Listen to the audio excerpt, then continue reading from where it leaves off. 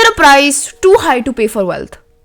In this moral tale, a merchant's relentless pursuit of riches leads to a devastating crossroads. Will his greed destroy everything he holds dear? Hello everyone, welcome back to my channel. Today I'll tell you the story of the merchant's dilemma, a moral tale of greed.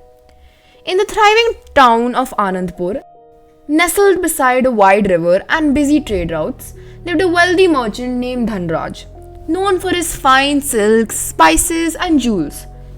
Dhanraj's shops were always bustling, but despite his riches, there was one trait people whispered about. Dhanraj was greedy beyond measure. He lent money at high interest, sold poor quality goods at high prices, and never donated a single coin to the temple or helped a beggar on the street. His motto was simple: wealth is power, and power is everything. One day, a humble traveller named Haridas entered Anandpur. He was old, with a long white beard, tattered robes, and a kind smile. He went from merchant to merchant, offering a simple deal. "I have a treasure map," he said, "to a hidden cave where a king's fortune lies buried. But I need a partner, someone with a strong cart, food, and courage. We will split the treasure equally." Most merchants laughed at him. But when Haridas arrived at Dhanraj's shop, the rich man's eyes gleamed with interest. "Treasure, you say? Buried in a cave?" Dhanraj leaned forward. "And you're offering half to me?" "Only if you help me retrieve it," Haridas replied. Dhanraj thought quickly. A chance at more gold, and all he had to do was carry an old man into the hills? "Done," Dhanraj said. "We leave at dawn." The next morning, Dhanraj arrived with 2 donkeys, a cart of supplies, and a chest already dreaming of the treasure that would soon fill it. They travelled for 2 days through forests and rocky passes, with Haridas guiding the way using his memories and a crumpled piece of parchment. On the 3rd day, they reached a steep hill with a narrow cave opening. "This is it," Haridas said. They crawled through the entrance, torches in hand, until they reached a hidden chamber deep inside the earth. There, glistening under dust and cobwebs, were piles of gold coins, jewel-studded goblets, and antique crowns.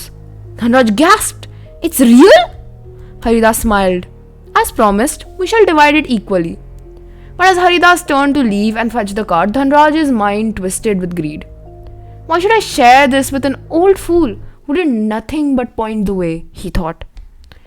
He waited until Haridas was halfway up the tunnel. Then quietly he pushed a large boulder behind the entrance, sealing Haridas inside. Dhanraj filled his chest with gold, loaded the donkeys, and began his journey alone. He hummed as he walked, already imagining the new shop he would open, the land he would buy, and the silks he would wear. But as he crossed a shallow river, one of the donkeys slipped and fell, the treasure chest crashing into the water. Gold coins spilled into the current and were swept away. In panic, Dhanraj dived in, but the chest was too heavy. He managed to pull it halfway to the shore before he slipped on a rock and struck his head. Dizzy and bleeding, he watched helplessly as the river claimed the rest of his loot. By nightfall, he reached Anandpur with only a handful of coins and a bruised body, but the town was not as he had left it. Word had spread of the kind traveller Haridas, who had helped a group of villagers fix their broken dam while Dhanraj was away. Grateful, the villagers took him in. And when they discovered he was missing, they followed his path and found a sealed cave entrance. With effort, they rolled the boulder aside and rescued Haridas. Inside the cave, the remaining treasure was still safe. True to his word, Haridas shared it equally with the villagers who had saved him. They used it to build a school, repair roads, and help the poor. When Dhanraj returned, covered in mud and shame, he found Haridas being celebrated in the town square. "You!" Dhanraj shouted. "That treasure was mine!" Haridas turned, calm as ever.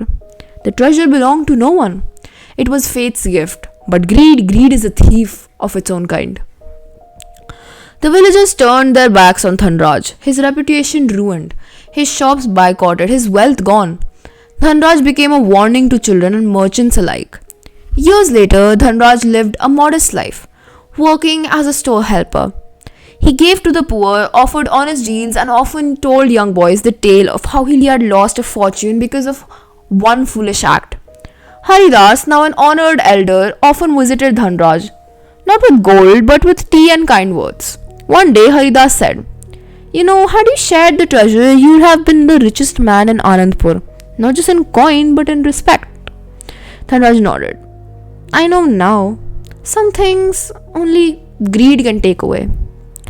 So, the moral of this story is that greed can blind the wise, break the rich, and bury a man deeper than treasure ever can. If you enjoyed this story, don't forget to give it a thumbs up. Be sure to subscribe and hit the bell icon so you never miss a new upload.